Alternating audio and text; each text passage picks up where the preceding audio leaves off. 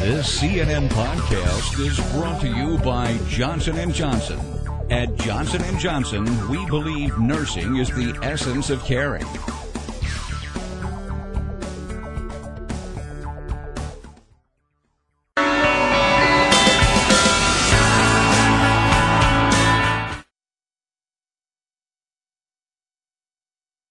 I left Kabul right after high school. I was away for 21 years.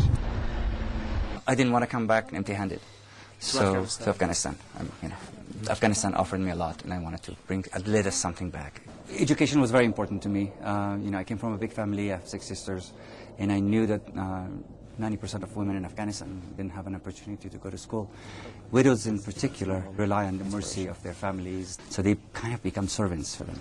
And I wanted to kind of change that one person at a time, if I could.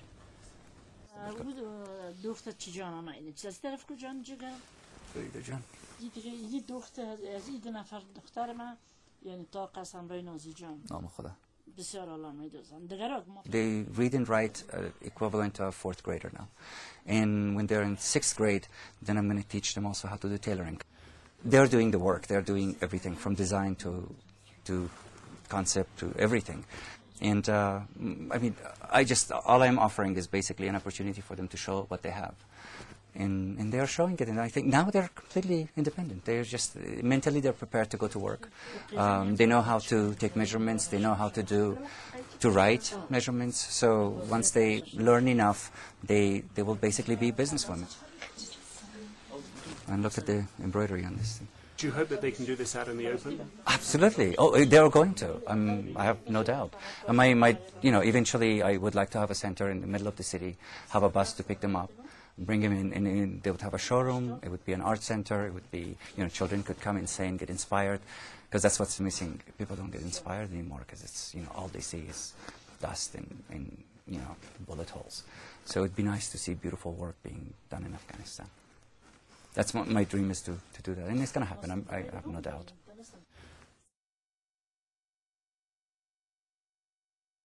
And when you look around you now at the streets, what do you see? How has it changed? Different? How? It's a different country. How? Well, you see the remnants of war. Nothing was maintained. So they never really did anything to maintain the walls, the buildings, the structure of the buildings. And then with all the rockets during Mujahideen just destroyed Kabul. There are neighborhoods that are completely in rubble. I don't know if you've had a chance to see it or not. So the first time I came here was really devastating for me. Emotional? Oh my God, I was wearing sunglasses all day long. I just couldn't go around. Because you were crying? Oh yeah, it was just like everything I saw. It was insane. And then third time I think you could see little hopes, like the city center opened, a few restaurants opened up.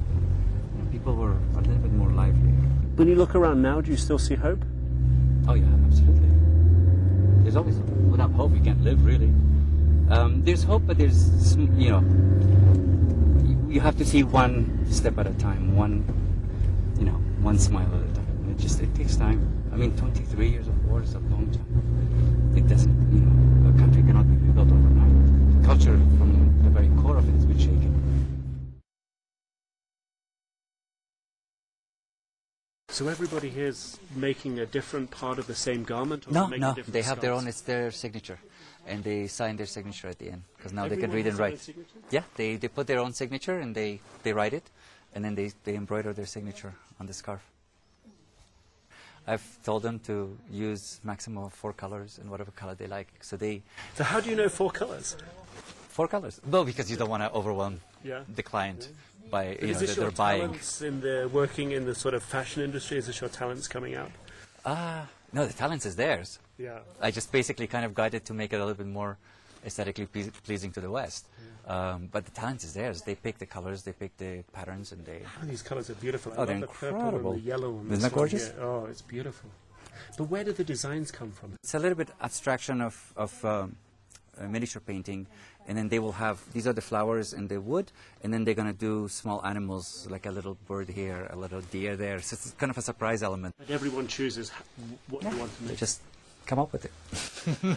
So how did the scarves catch on?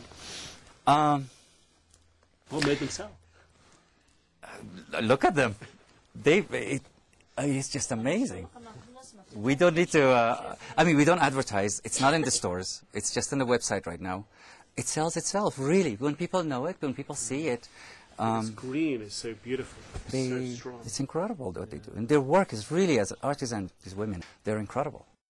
How do you feel when you come back to Kabul and you sit among the women who are making these beautiful things that have suddenly become must-have fashion items? I'm heaven. I mean, I'm in heaven. Look at this. It's like, I mean, heaven must be in these colors, you know? It's incredible. This green is so beautiful.